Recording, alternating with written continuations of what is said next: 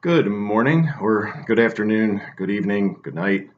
I have lost all semblance of time and space. So I went from being socially distanced and or isolated, whatever word we're using today, and then I went to having a newborn child in my home. Well, like 5 days in the hospital, then having a newborn child in my home. So I'm not really ever sure what greeting to say based on the time of day it is or what day it is. Luckily, it's the beginning of the month, single digits, so that's a little easier. I think today's the second, which would have been my newest son's um, birthday, but he decided to come a week early. So he moves in his own time. Um, Nature moves in its own time. Everybody has their own schedule. No matter what you think or what you plan for, different things happen. So it really got me thinking about the timing of the church's reopening. I'm sorry, the churches have always been open. I should say that the masses uh, are returning to being celebrated in public. We've been celebrating mass. Churches have been open more than they've ever been. So that I'm sorry, that was remiss of me to say that the churches are reopening. Mass is just being publicly celebrated again. So it got me thinking, and it's look at the timing, right? Did anybody else out there notice that we're doing this on the first Sunday of Ordinary Time? That the final Mass that was celebrated privately, the final Mass that was celebrated without a congregation, was Pentecost. I can't imagine that God, who controls everything, that created the universe, would make that happen accidentally. Um, why do I say that? Because we are living in the Acts of the Apostles, right? That book doesn't end just because Luke stopped writing. As we go through the letters, we're somewhere in between the Acts of the Apostles time and Revelation. I don't know when exactly it is, but we're still living that sort of um, third chapter of the Gospel or third chapter of the New Testament, if you will. We are in the Holy Spirit's time now. This is, Jesus with his body ascended into heaven. We celebrated that not that long ago, Ascension Thursday. And he promised the apostles that he would send someone in his place. Um, and that person would be the advocate, the person of the Trinity who would defend us, the person of the Trinity who would speak for us, if you will. I take that more literally, right? Like he's not speaking on our behalf, like he's speaking for us, through us. So what does that mean, right? We celebrate Pentecost, and all of a sudden, everything starts to open up, right? We celebrate Pentecost, and now all of a sudden, we're in this yellow phase, right? People are starting to come out of their homes again. We're starting to be able to interact in limited ways. Why? Why is that timing happening like that? It can't be accidental. And I think because we're called to remember that we are being sent into the world as Catholic Christians. We are being sent just like the apostles were at the Pentecost. We should be inflamed right now. We've had 50 days since Easter. I don't know what the math is if you add in the time at Lent that we all kind of went into our caves, but I mean, here it was that God gave us this blessed time of preparation where hopefully we have been praying. We've been using the extra time that we've been gifted to grow closer to Him. And hopefully that has inflamed us and made us want to grow in mission.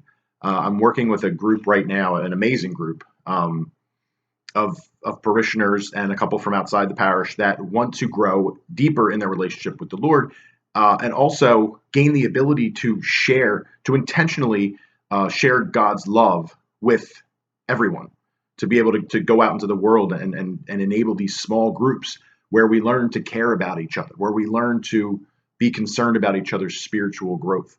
Um, and I can't think of a better way to show God's love is to show care, right? That is that kind of love. That is that agape love.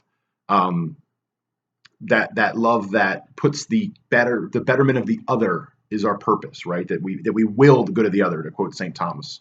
Um, and I think that is there. is there anything greater than that?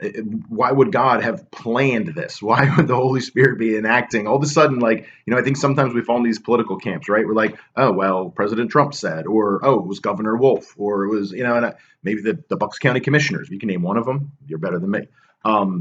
Have come out and given us guidelines and said when we can and when we can't and timelines. And it's like, that's great, but they may not even know they're operating in God's time. He's gone and turned them into his instruments. There's a joke about a tool in there somewhere, but it's one of those moments where if we look at things through grace, if we look at things spiritually, it feels a lot different. So I challenge you to really think about that. The other piece that goes hand in hand with that is we're being called to show God's love. It's easy for me to understand that right now because I'm in it. I've been given a being that can't do anything without Christina and I.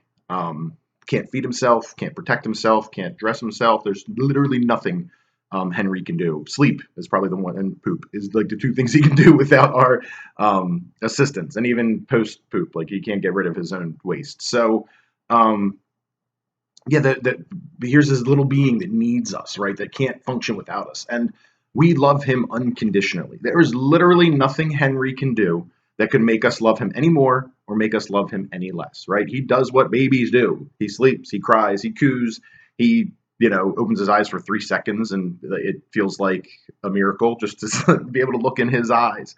But that allows me to understand God's love, that unconditional love, right? We as adults have spent too much time being hurt, creating our defense mechanisms, learning to become jaded in this world.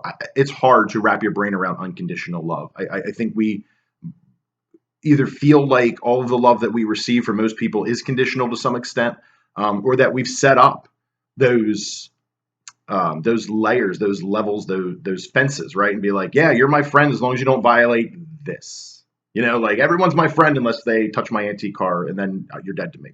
I made that up. I don't have an antique car, but it's one of those things where, how do we learn to get past that? How do we learn to not necessarily love unconditionally, but to be okay with being the beloved? How do we become okay with that? And it's funny.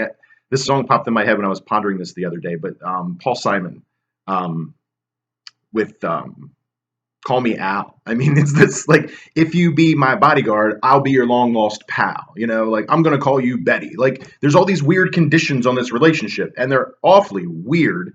But I also think that he sets up a good point, right? That like there's so many relationships that are conditional. Now his conditions are bizarre. Like to this day, I have no idea what he's talking about. But it's that idea that it really sets up a nice dichotomy. It really sets up like, well, what's unconditional love, or what's conditional love look like? That, right? Like if you do this for me, I'll be your buddy. If you do this for me, you can be my friend. If you're this kind of person, I'll be your significant other. I mean, we have all of these things. If you pay me, I will work for you. There's all these conditional relationships, and I think it's very unhuman to be in an unconditional relationship. So that is the challenge. That is what I think we should be doing now. Remembering that we're still called to will the good of the other, that we're still called to be Christ for others. It's not enough to just be the beloved. Jesus really sends us on mission at Ascension Thursday. It's not enough to be beloved. I mean, that's hard enough to do. But then we're called to turn around and show everyone else that they are beloved, that they are worthy of being loved, and being loved in an infinite and divine way. So I challenge everyone. I'm challenging myself. Like, let's make this be the Pentecostal renewal. Let's let this be the charismatic renewal. Let's let this be the time of the Holy Spirit. Pray to him today and just say, come, Holy Spirit, fill the hearts of your faithful. Fill my heart. Make me inspired by the glory of God's love. I mean, those are the kind of prayers that these high, awesome prayers that do lift up our hearts to the Lord, that do want us to align our will with his and make us desire to reach out to our brothers and sisters. So in this time of lessened isolation, let us still be aware that it's others' needs that are important. When we think about when we think about safety, we think about still containing the spread of the virus. But also, in a very special way, let's think about this idea that we are being sent at the same exact time seasonally that the apostles were in the New Testament, in the Acts of the Apostles. I mean, this is the time when we're supposed to be going out into the world, right? We have the graces of Easter. We've waited. We've prayed with the risen Christ, and now the ascended Christ has commanded us. Now is your time. I did my thing. Jesus spent 3 years working with 12 people. He gave big speeches and stuff, but Catholicism, Christianity didn't start at the Sermon on the Mount. It didn't start on Easter Sunday, even. Christianity, the birthday of the church, was born out of Pentecost, was born out of the Holy Spirit. Similarly, Jesus was born out of the Holy Spirit, right? So, yeah, I don't know how we could not see that connection. So my prayer for all of you for the next couple weeks is that you get to experience that you can love someone with God's intentionality, and that you can feel loved and know what unconditional love is. As I said before, come Holy Spirit, fill the hearts of your faithful and kindle in us the fire of your love. Send forth your Spirit, and we shall be created, and you shall renew the face of the earth.